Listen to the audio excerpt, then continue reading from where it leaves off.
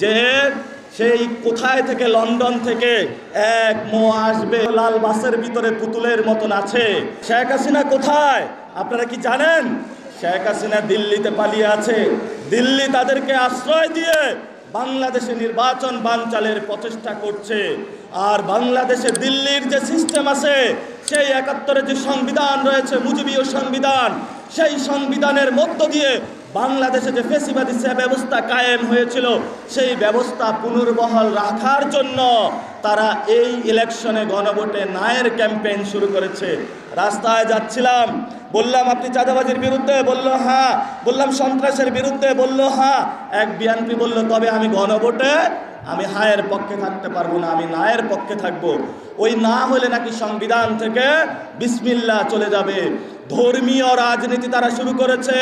আপনি সিলেটের মাজারে যাচ্ছেন, সিলেটের মাজারে দোয়া নিয়ে যদি আপনার এই ধরনের ধর্মীয় উস্কানিমূলক কথা বলেন যে আপনার মাধ্যমে নাকি জান্নাতের টিকিট বিক্রি করা হবে, বিসমিল্লাহ নাকি চলে যাবে, এগুলো বাংলাদেশের কোনো নতুন সভ্য রাজনৈতিকের ভাষা হতে পারে না।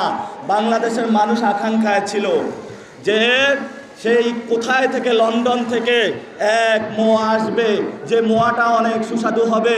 বাংলাদেশের মানুষ পাগল হয়ে যাবে মোয়ার জন্য। এই মোয়া বাংলাদেশে নেমেছে, এই মোয়া এত বিশ্রী, মানুষ এখন এগুলাতে হাহা রিয়াক্ট দিচ্ছে।